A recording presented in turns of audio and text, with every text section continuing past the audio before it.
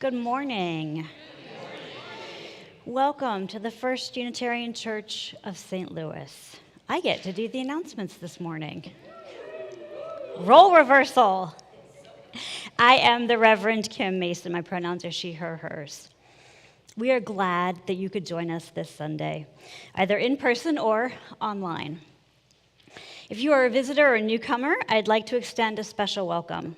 If you are new to our congregation, be sure and fill out a newcomer form found in the live stream description or in the lobby of the church. This morning, we will have a newcomer chat with myself and maybe a few members of the membership committee, which will happen after the service in this room right back here, the Dodson room. And that will happen at 11:30, so you should have time to pop downstairs, get some coffee, and then come back. We welcome families with children. Families with children are invited to connect with the RE committee and our Interim DRE Michele Grove, who is here this Sunday, after the service for more information about our RE program. If you are attending online, you can connect with each other in the chat, and don't forget that the link for virtual coffee hour can be found in your weekly e-news. There are several important announcements this morning. Please join us for a litter pickup on Saturday, October 26th at 9:30 a.m. along Forest Parkway, just by Washington University. Unfortunately, for liability reasons, this activity is limited to adults only. Stay afterwards for lunch at Snarf's. Please let Tom Crouch know by Friday, October 25th if you can attend.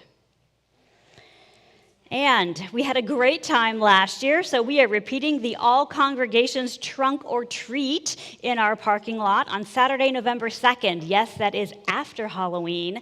So when you have all that leftover candy, you can come here. Setup starts at 3 p.m. Congregations from all over the area will be here. Trick-or-treating will start at 4:30. Please RSVP if you will have a decorated trunk for our event. No need to sign up if you're just going to trick-or-treat. Join ERDA, our Earth-Based Spirituality group, on Saturday, November 2nd, following the trunk or treat at 5:30 p.m. as we celebrate Samhain and honor loved ones who have gone before us. We will begin in Fellowship Hall with a family-friendly craft and vegetarian potluck, followed by ritual. Bring food to share and a photo or artifact connected to your loved one. Then join congregations of all faiths and denominations across the St. Louis region for a climate justice revival here on Sunday, November 10th. We'll collaboratively create a representation of the challenges of climate change and the possibility for liberation in our communities. See the e-news to RSVP. Lastly, there are 3 announcements just for children and youth. You'll start today in the church service for a conversation with Michelle before heading to your religious education classes. Next Sunday is our annual RE Halloween party. So that means you're going to come to church and go straight to the chapel, and we really, really, really hope that you're going to wear your Halloween costume. Excellent. Then on Saturday, November 2nd, you can wear your Halloween costume again when you come for the trunk or treat. We hope to see you there. Now, please center yourself in preparation for worship.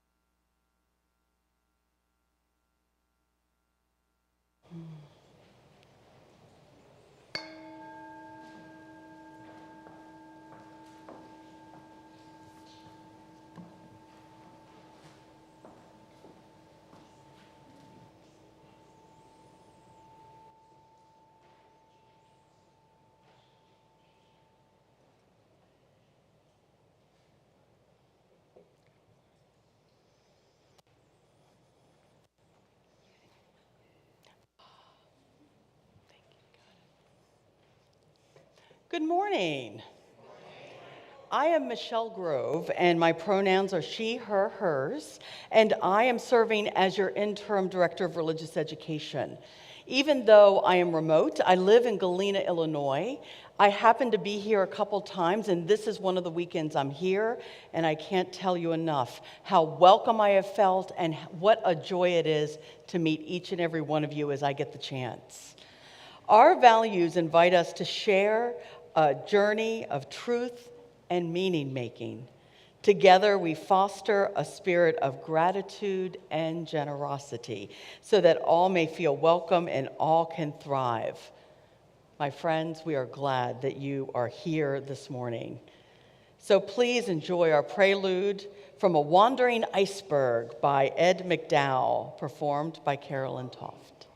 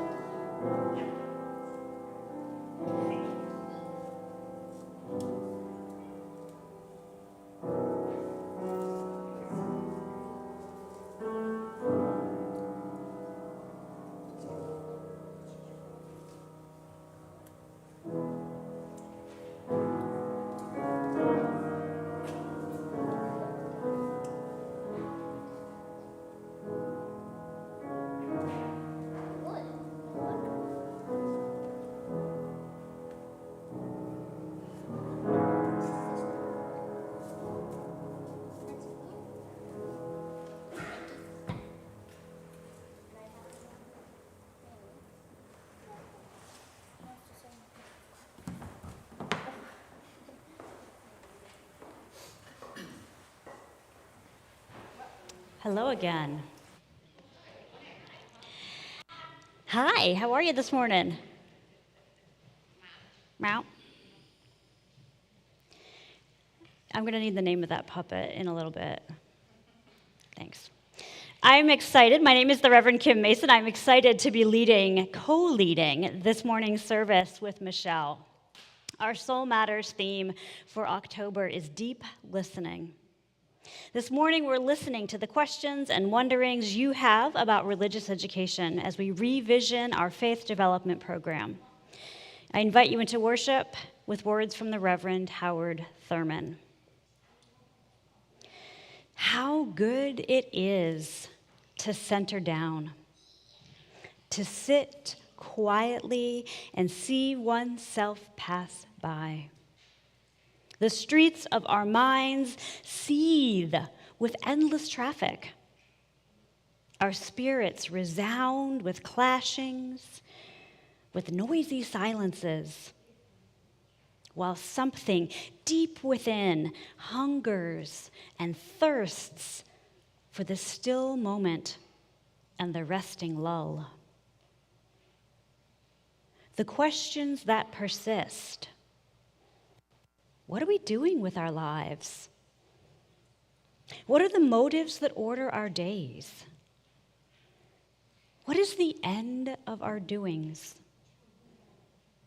Where are we trying to go? Over and over, the questions beat in upon the waiting moment. As we listen, floating up through all the jangling echoes of our turbulence, there is a sound of another kind, a deeper note which only the stillness of the heart makes clear. It moves directly to the core of our being. Our questions are answered, our spirits refreshed, and we move back into the traffic of our daily round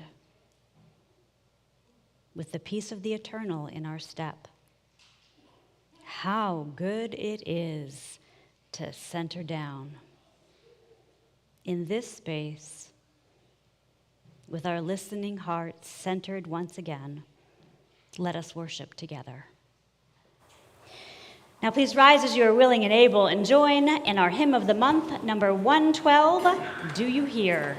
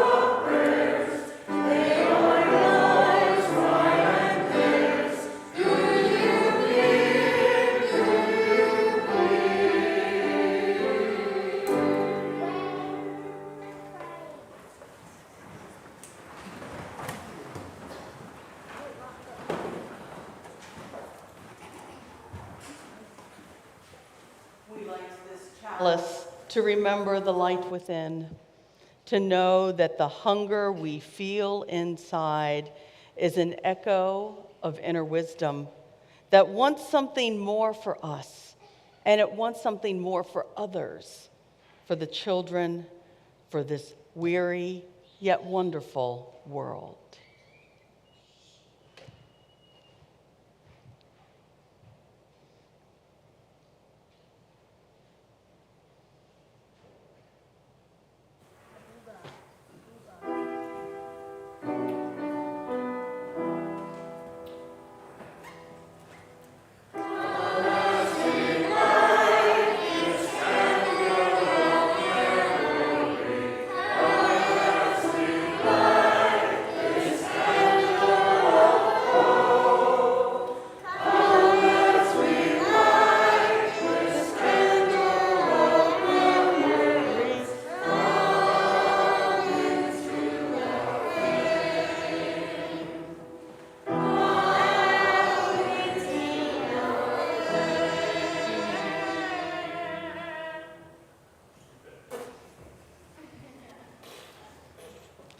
And now I invite anybody and everybody who would like to come up front to have a conversation.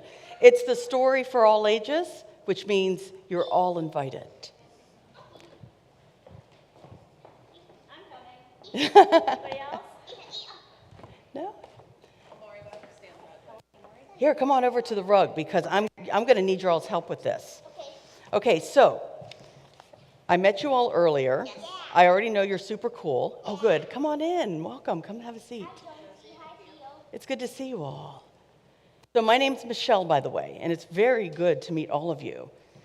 Today, we're going to be asking questions, okay? And we're going to be talking about religious education.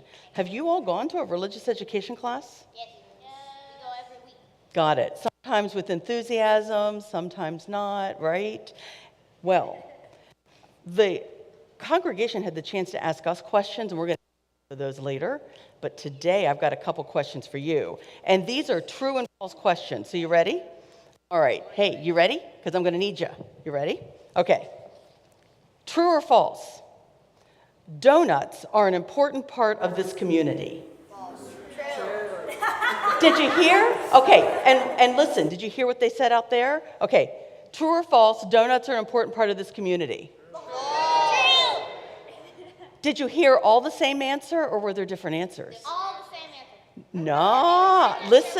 Listen. Yeah, there's different answers. Some people believe it's true, some don't. Hold on to that thought, because that's important. Okay, this one I think is going to have more of a diverse opinion. Okay, you ready? The best pizza in the world can be found in St. Louis, Missouri.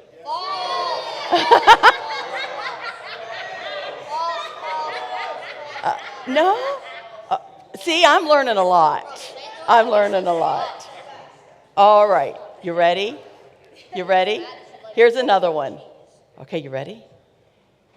Here, in this place, I am accepted for who I am. False. True. And sometimes not everybody always feels that way, but we're striving for it. That's a good thing. We're working on it. But I liked that I heard a lot of true. That was really cool. All right. Ready? One more. I am expected to treat everyone with care and respect. Nice. All right, now, can I ask you all to do something for me? Yes. Would you all stand up as you're able, if you can? It's up to you. Turn around and take a look out here. Would you take a look? Yes. Take a look. Okay.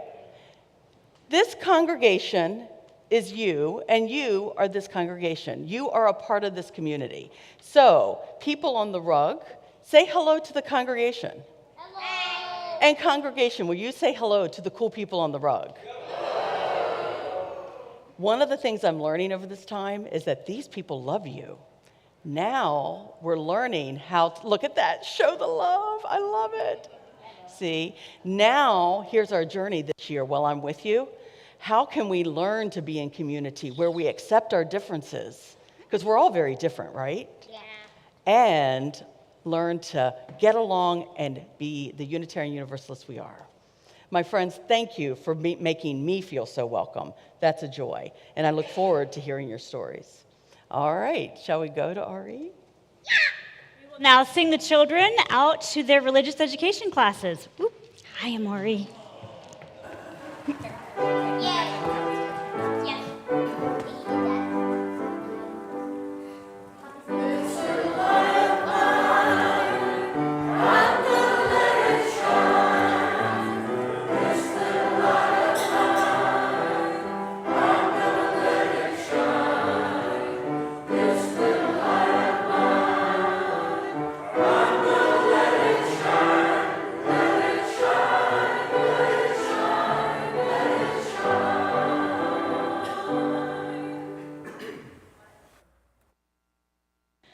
When we listen to each other's joys and concerns, we affirm each other's humanity. We build community with support, celebration, and love. Now is the time in our service when we connect with one another by sharing our sorrows and concerns. This week, we share our deep sympathy with Pam Geppert, whose brother Stuart Willig recently passed away. He lived in Miami, Florida, and was 75 years old. And we bear witness to the ongoing trauma of the crisis in Gaza and the spread of violence across the Middle East. We pray for a ceasefire. Here in community, we hold the worry of a grandmother rapidly advancing through dementia and a mother and grandfather struggling with options. We have concern for a family member dealing with multiple health crises. We send love and continued healing to friends who are battling cancer. We struggle with having trust and patience tested a little bit too much.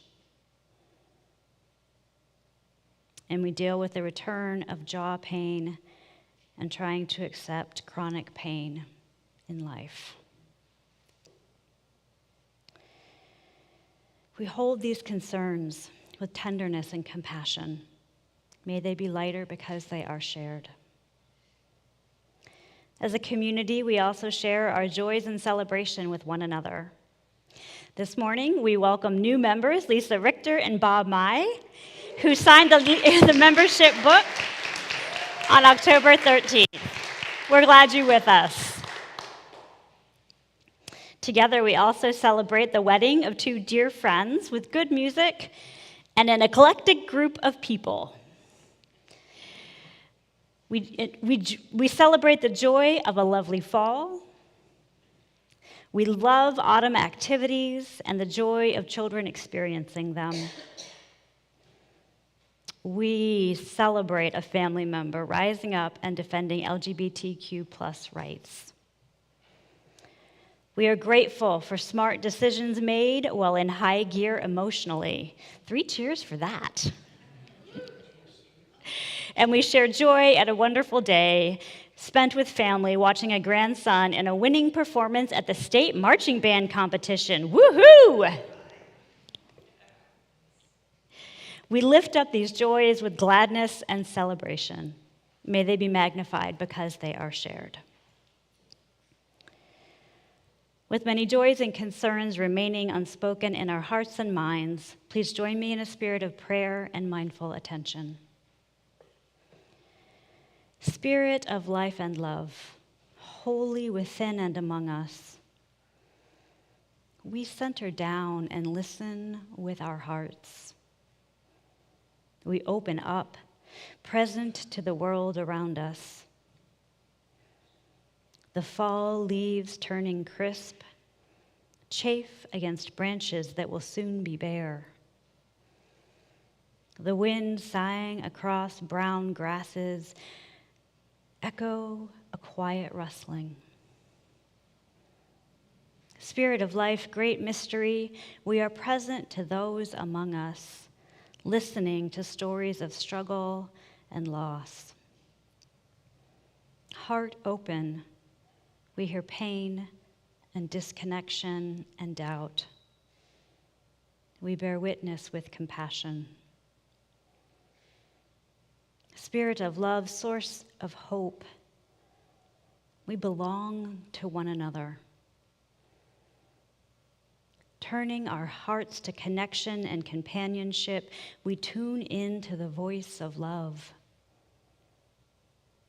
Paying attention to the fracture and frustration of this election season, we hold patience and curiosity, listening to our inner source of wisdom. Opening our hearts to the complexity of both dreams and worries, may we remember that by being together, we are building the future with wonder and beauty and faith in all that we can become. May it be so. Amen, and blessed be.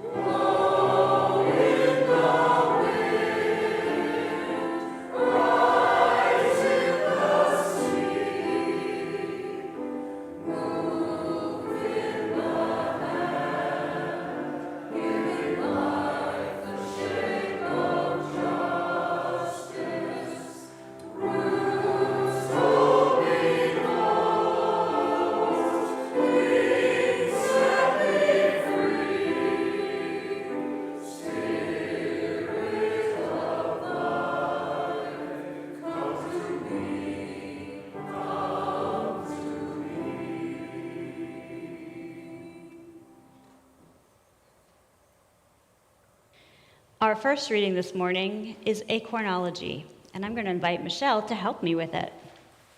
The story originated with Maurice Nicoll in the 1950s. Author Jacob Needleman used it in Lost Christianity, calling it Acornology. Then Cynthia Bourgeot told it in her book, The Wisdom Way of Knowing. And Michelle learned it when our colleague, the Reverend Kimberly Tomczyk Carlson, shared it. It is a story with many interpretations. Mm-hmm. So once upon a time, in a land not so far away, there was a kingdom of acorns. The acorns. Ooh, we've forgotten something so very, very important.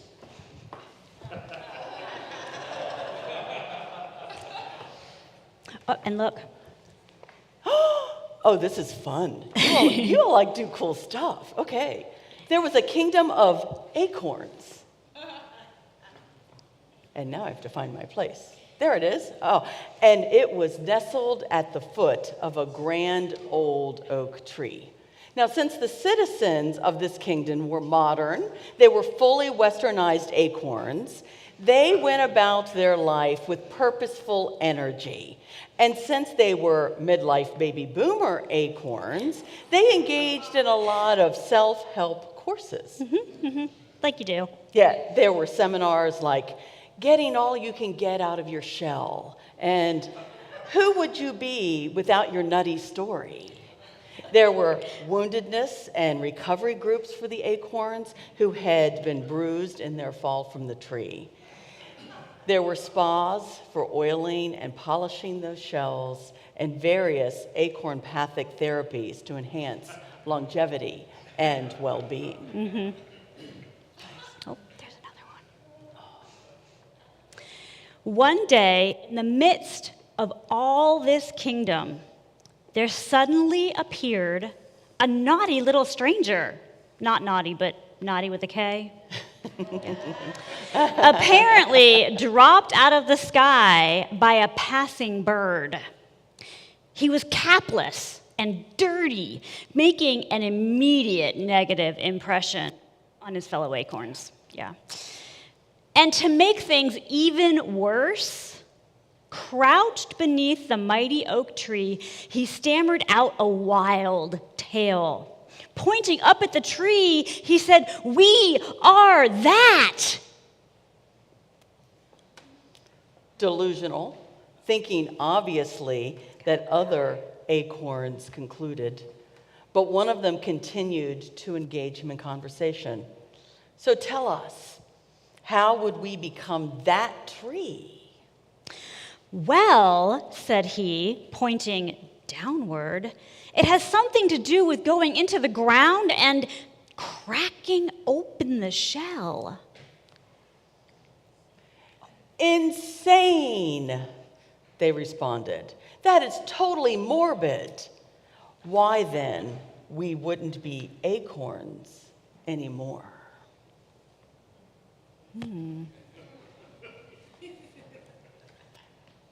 Thank you. Fashion accessory?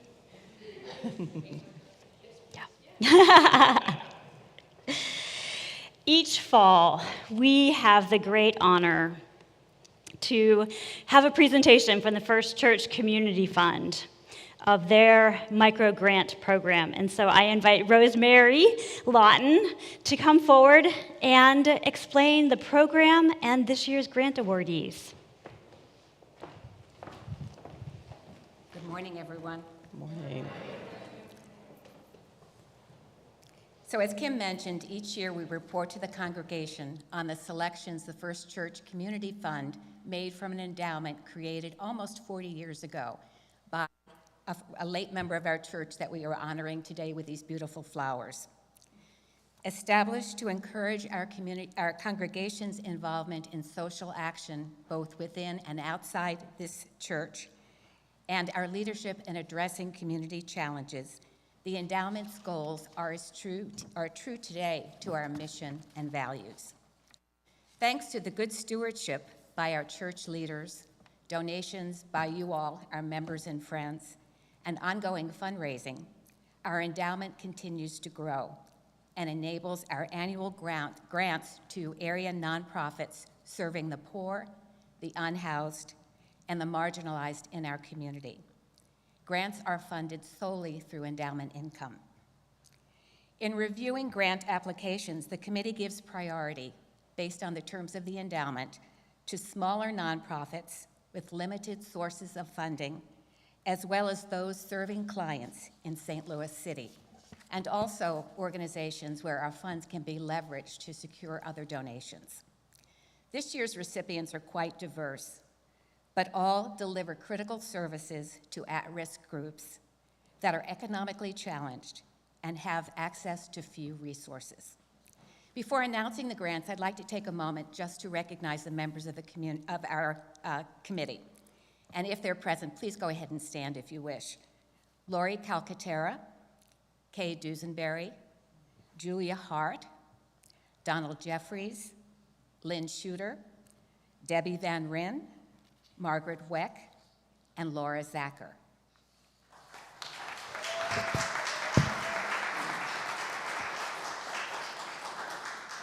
We were very pleased this year to have $8,300 available for grants from the endowment.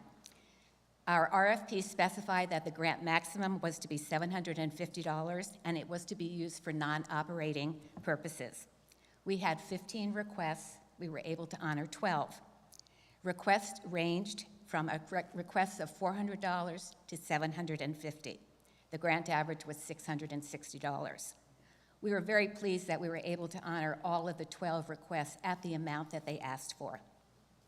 The grants went to All Nana's Kids Closet, which has as its mission to ensure that all children and teens have warm clothing during the year, and our grant money will provide gloves.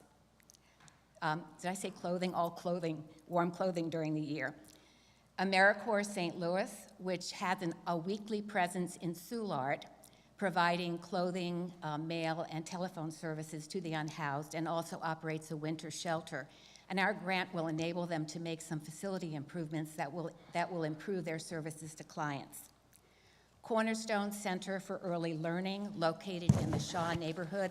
It serves Shaw and also surrounding neighborhoods which have at-risk children, and our money will permit grants for families that are in crisis so they don't have to pull their children out of childcare. Crime Victim Center, which provides a whole range of services to victims of crime, from counseling to actual in-person representation in court. Our grant offers them translation services for clients who are not proficient in English. Grace and Peace Fellowship operates a winter shelter for women, serving up to 60 women over the course of a winter. We are giving them gap funds so people can move from the shelter to permanent housing. Healing and Action Network serves adult victims of sex abuse and sex trafficking, and our grant money offers safe transportation and hotel room stays. The Immigrant Help English Learning Program, also known as iHelp, offers free instruction in English to adults and children in the area, and our grant will be used for educational materials for their classes. Metro Trans Umbrella Group serves up to 3,000 individuals during the year, and our money will help fund their food pantry, which is an essential part of their services. The Covering House serves child victims of sex abuse and sex trafficking, and the age range of their clients is 6 to 18 years of age, with an average age of 16. Our grant money offers toiletries, clothing, and personal care items for their clients in residential care. Unleashing Potential offers a range of child services, from daycare through summer camps, and our grants will offer money for infant formula.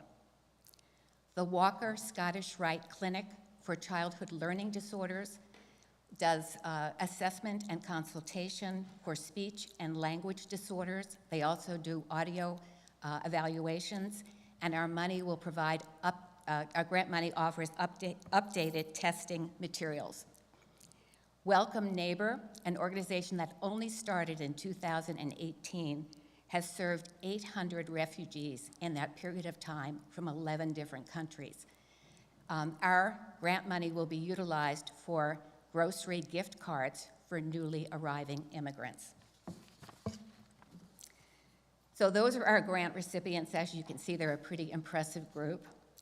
Many of them are here today and will join us in the sanctuary for a meet and greet. And I would like to remind you that our designated collection today is an important part of keeping our endowment going, so we thank you in advance for your generosity. And we also have a spot downstairs for the First Church Community Fund Committee. If you're interested in what we do, we encourage you to learn more, and we would certainly invite you to consider joining us. Thank you.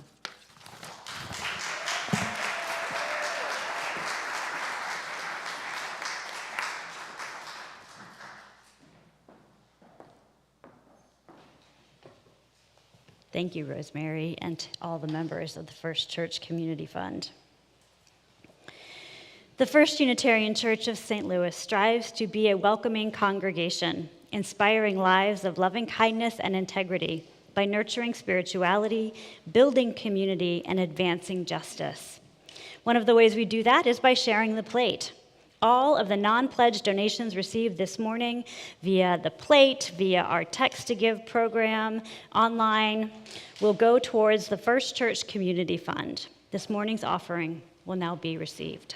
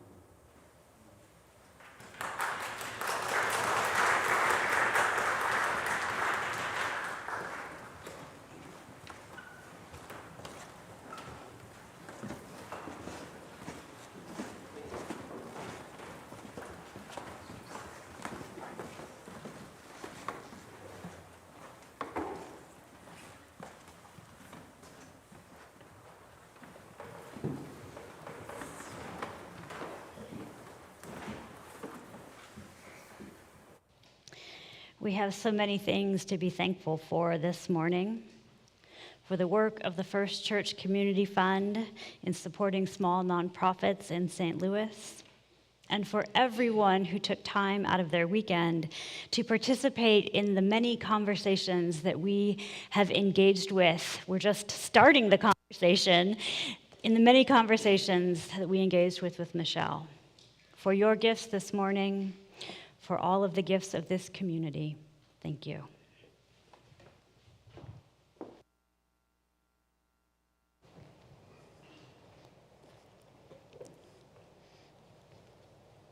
So our second reading is from the Sufi mystic poet and philosopher Khalil Gibran.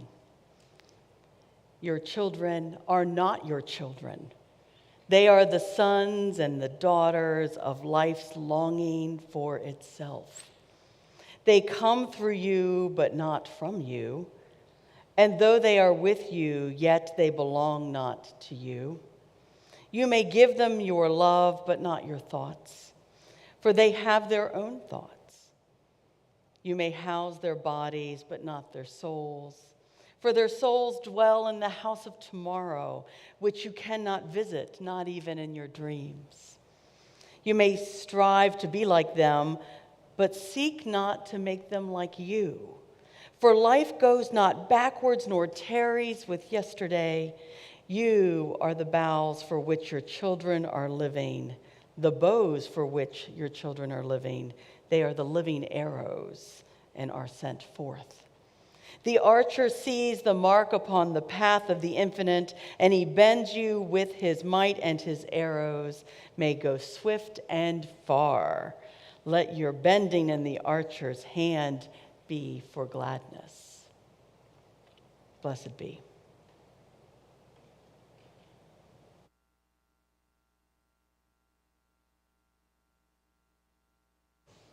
So this morning,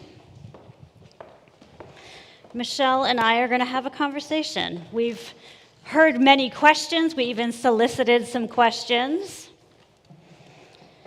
So we're going to chat about some of those questions and maybe, I don't know, add a few more. I think so, Yeah. because there are questions that weren't explicitly asked, but definitely hinted at. Sure. Right.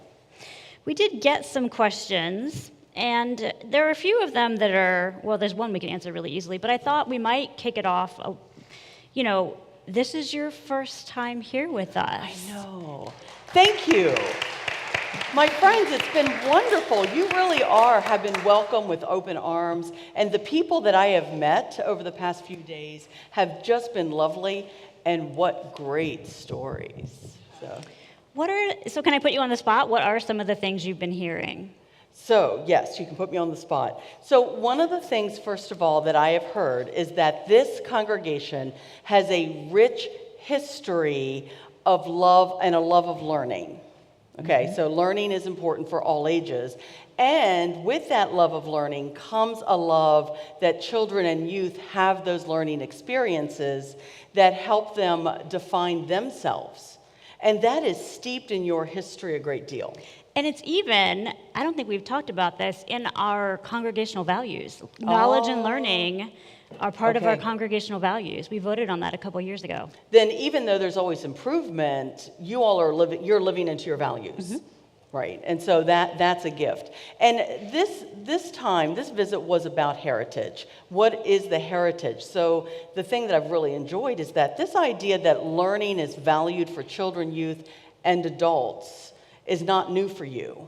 It goes way back. I mean, way back. And that foundation is strong and gives you hope for the future. So that's one thing.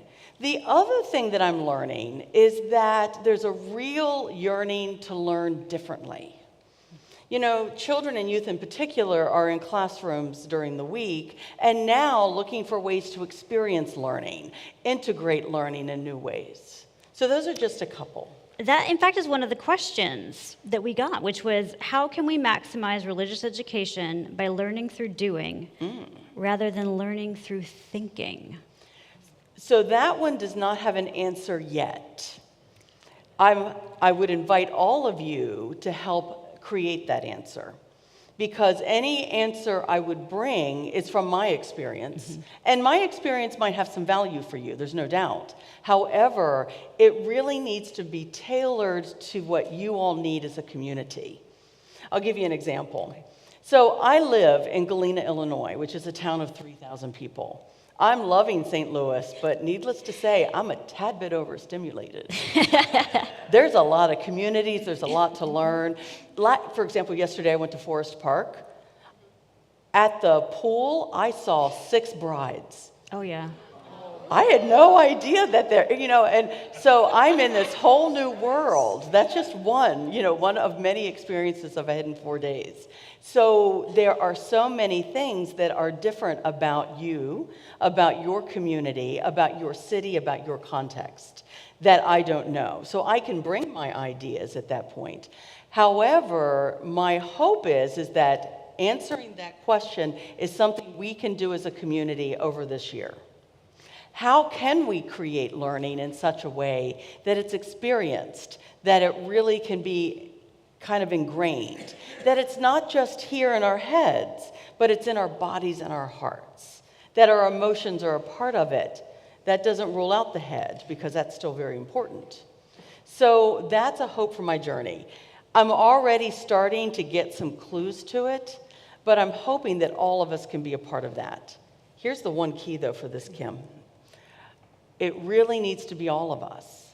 I am the Children and Youth Interim Religious Educator for the year. That does not mean that the only people involved are children, youth, their families, and the volunteers. You all are a part of this. I invite you into that conversation because I have the feeling some of the answers that will come forward for them are for you too. I'm reminded that the question of the head and heart and the integration of those two things has been a consistent struggle for Unitarian Universalism. It would surprise no one that we have been accused of being over-intellectual. And so, we want our children to grow up healthy and wise and compassionate, and that means helping them grow in all aspects of their lives.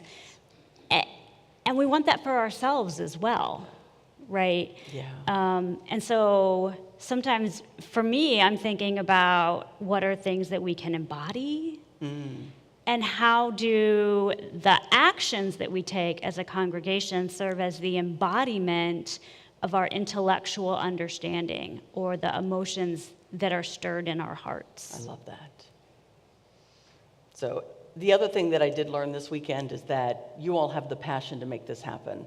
So if you are worried about the future, that's fair. I am seeing great opportunity for you all. You all got this. Just get on the train and ride along. You'll see where we go. So I think, do you want let's kick off with a question that we can answer really easily, and then Okay. we'll dig into some of the harder questions. Sounds good. Does the RE program incorporate the church's monthly theme used in the Sunday service into the curriculum? Why, yes, it does. And thank you for asking. So now, every class is a little different. So I can't say that every class does it in some kind of prescribed way. However, it is a part of what they are doing. So they follow a curriculum that actually coincides with the deep listening in each theme. And each class will kind of intersect with that theme at a certain point.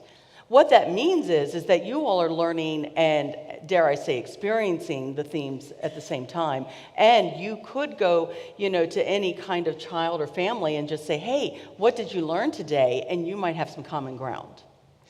The thing that those of you who aren't in covenant groups may not be aware of is that our covenant groups are also using curricula that deepen your experience of the monthly theme. And so if you are in those groups, you are also having conversations about how does deep listening apply personally to you, not just what are we doing in the sanctuary. Yeah.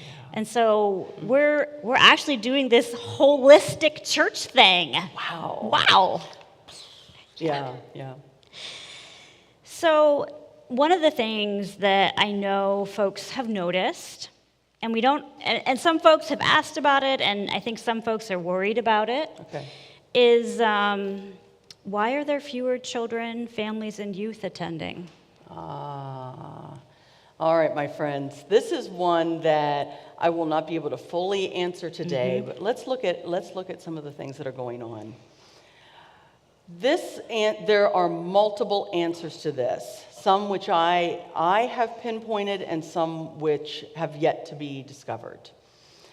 So just to give you a little context, I began as a religious educator in 1988. I started with the United Methodist tradition. And then in the early 2000s, I converted to Unitarian Universalism, and that was a great move. So now, as a part of this, I have not just my own context of Unitarian Universalism, but my family and historical context, which is telling me this is not just a UU thing. What you all are experiencing within this congregation, your brother and sister and nibbling congregations across the nation are experiencing, and other denominations and faiths are as well. Mm-hmm. There is a shift in the culture. Now, many are, blaming it on COVID. However, I started watching this trend in the late 90s. Mm-hmm. So this is not new. I kind of see it as a train that was going along, and when COVID hit, that train sped up.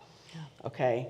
So COVID made the change look it came faster.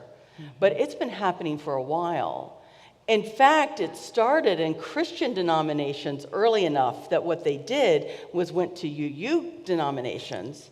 And so in the 1990s and 2000s, there was a surge in attendance in UU denominations because of these giant cultural shifts. So why these cultural shifts?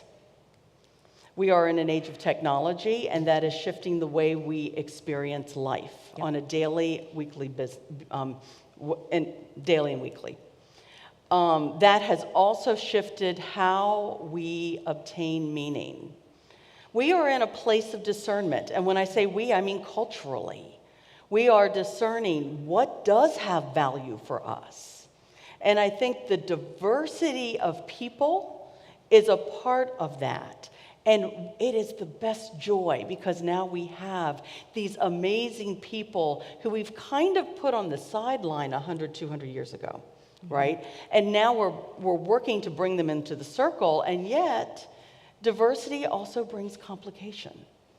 How do you find meaning together when you all have so many different needs? And part of that is finding some of the common cores of meaning while also honoring the diversity. And that's a trick that I think we can do. Now, like I said, this is multi-layered and we're limited on time. So just know we'll keep talking about this.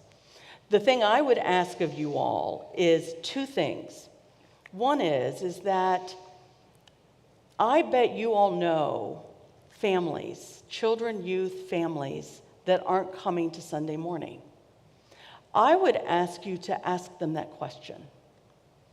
What would happen if all of us asked two people seriously, thoughtfully, and had a conversation and brought what we found back? Could that by chance help us find some answers? What are they seeking and yearning that they no longer get in this congregation and beyond in faith communities? And how can we now listen to them and start to answer their deepest yearnings? And then how does that intersect with yours? The second thing is to stay on the train and keep talking with us. Let us have these conversations. Let us search. Because some of the answers will lead to what religious education is going to look in the years to come. Does that help? Absolutely. And I'm reminded, I'm hoping I'm going to pull on a couple threads that end up coming together. So in preparation for today's service, I read a book that you recommended called The Great Emergence by Phyllis Tickle, and it's an analysis of Christian history. Yeah. And one of the things that the author talks about is that every 500 years or so, Christianity has a major period of upheaval. And that in that time period, some churches evolve into something else, and some churches reform. And so they change a little bit internally. And I'm reminded of kind of in business theory, the idea of an adaptive change versus a technological change. Oh my gosh, that's good. And so just reforming what already exists would be a technical change. Changing the time of the service, offering 2 services instead of 1, doing services on Saturday night instead of Sunday morning, whatever. That's a technical fix. It's just changing the structure. But to change something really dramatically, to transform it, like those acorns being transformed, is an adaptive change. And it really requires knowledge of the circumstances you're in and a bit of courage to kind of move into the future without any 100% knowing what's going to happen next, but trusting the process. I love that. I love that. And trusting the people you're with, or at least enough of the core so that you have some stability in that. Yeah, nice. Thank you for that. Yeah. So we've got just another minute or two. Yeah. And you mentioned, how do we welcome all kinds of folks? And so there's one last question here. Okay. How do we open our arms wide enough to encompass the many needs of children, youth, and families within our congregation? And that's not a one-answer-fits-all kind of question. Right. So at a certain point within our history, we segregated religious education from the worshiping body. And that had real benefits for everybody, but it also had curses. And so we're still living into what that looks like. And so part of the work we need to do is to understand, how are we whole? What does whole look like? And whole actually might mean several communities within a community. That's a legitimate answer. Thank you, Paula Cole-Jones. And the Community of Communities. A Community of Communities. She's out of All Souls in Washington, D.C., who presented that idea that that's okay. So that's a possibility. The trick first is to do your own work. How are you feeling within the community? How are you feeling with certain populations? To be very specific, how do you feel in relationship with the children and youth? You all saw them today. Those faces, they are inquisitive, they are bright, they are curious, and they are here. And they're Unitarian Universalists now. Now. Yes. Not when they grow up, but now. Right. Getting to know them and asking them questions is an important thing. Through their families, there are safeties to be able to make sure that you know the family as well. So those kinds of things help you do your work to understand where you get meaning, and therefore also them as well. So this whole expansive thing is hard. Accepting people of all backgrounds, economic standing, gender, sexuality, ethnic identity, height. It's hard. And yet, guess what, my friends? The beauty outweighs the challenge. So if you find that there's places where your spirit is sticking, where you want to exclude people, like children or youth, I'd ask you to visit that and to say, what is that from? And what do I need? And yet, how can I be in relationship with the children and youth while I work on my own self with that? What do you think on that? Because you've been with this group for a very long time, 5 years, right? Yeah, 5 years. That's a long time, right? No. So. For the youth, for sure. Yeah, That's some right. of these youth have only known me as their minister. I think, one of the things that that's coming to mind is that we also, we think about one of the ways that we can accommodate a diversity of theological identity, ethnicities, neurodivergence, all of these things. I think one of the things we talk about growth in numbers, which can make communities of communities possible. But I'm really curious about growing deeper? How do we deepen our faith, and how do we deepen our engagement, and how do we deepen our spiritual connections and understandings of the world in such a way that we're growing our hearts and minds together, right? Like how do we deepen into this community, both in this building and in St. Louis, and that in that deepening we might build those connections across difference. That's profound. And in that, Kim, how is it then that you all then, as you find that depth in you, in your smaller communities, whatever they might be, within this congregation, how do you then reach out to others and share that good news? And yes, that's a Christian term. And yet we have good news here. We have great news. Maybe that's it. Share the great news. Share the great news. and in that, find that. So thank you for staying at the table and for being willing to do the work. It's hard and sometimes lonely. Yeah. Anything else? I think it's time to sing. Oh my gosh, that's a way you can join together. Let us sing. So let us sing. Our closing hymn today is... Wow! is number 301, a song about questioning, dreaming, listening, and growing. Touch the earth, reach the sky. Please rise as you are willing and able and join in singing along.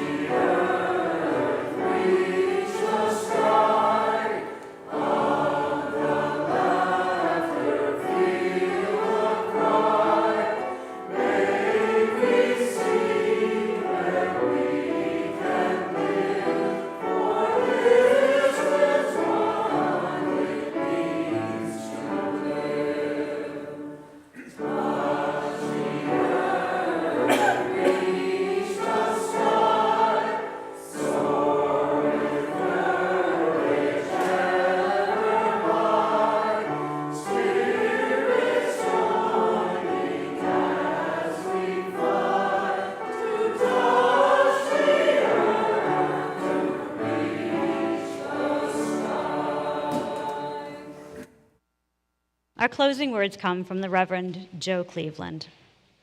May we be a people of deep listening, committed listening, a listening that leads to healing, a listening that leads to wholeheartedness, a listening that helps us grow in compassion, a listening that helps us discern an action we can take, a listening that nurtures change within ourselves and our community. May your listening be a blessing to yourself. May your listening be a blessing to others. Amen. Blessed be, and go in peace. Please stay for the postlude. Then, as your final act of worship, please turn and greet your neighbors.